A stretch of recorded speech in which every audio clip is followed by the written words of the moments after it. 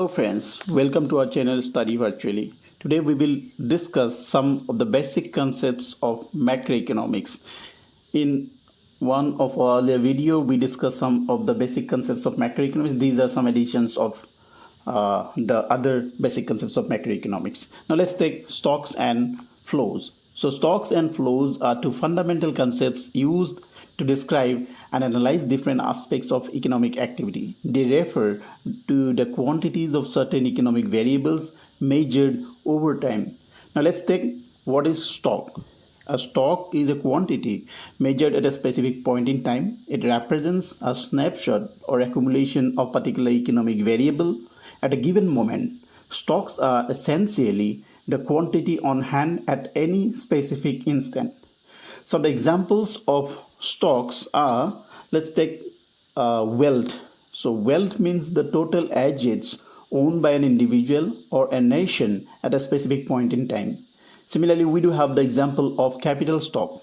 So capital stock is the accumulated physical capital or accumulated physical and human capital in an economy at a particular moment.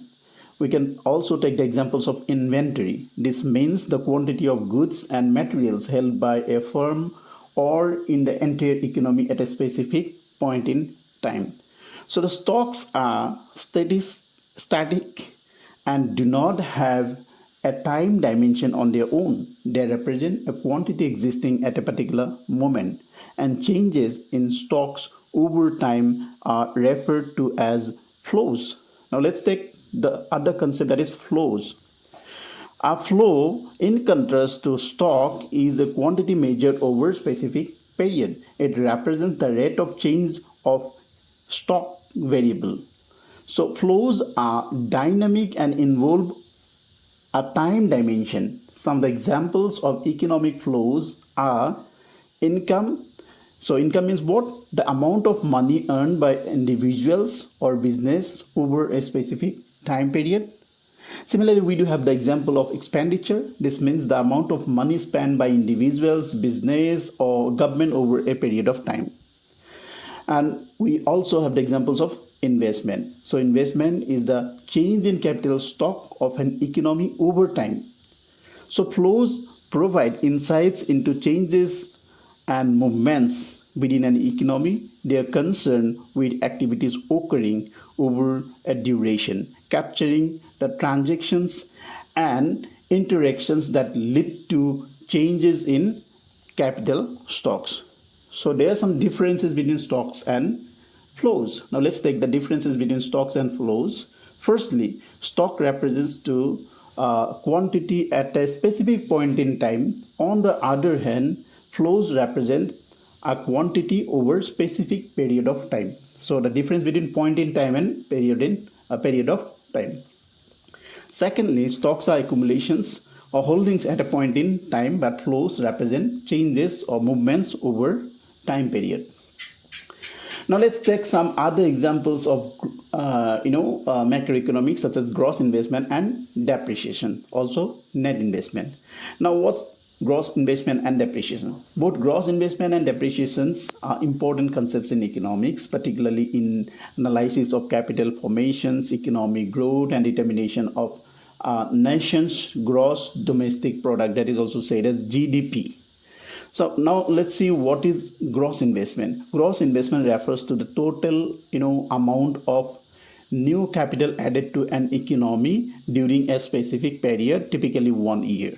It includes all expenditures on new capital goods such as machinery, equipments, buildings, and infrastructures, regardless of whether they replace worn out or obsolete capital, or increase the overall stock of capital in the economy. So we can define gross investment as the sum of net investment and depreciation. So gross investment consists of mainly three components.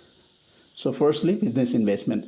So business investment means the expenditures made by business to acquire or upgrade physical capital assets necessary for productions.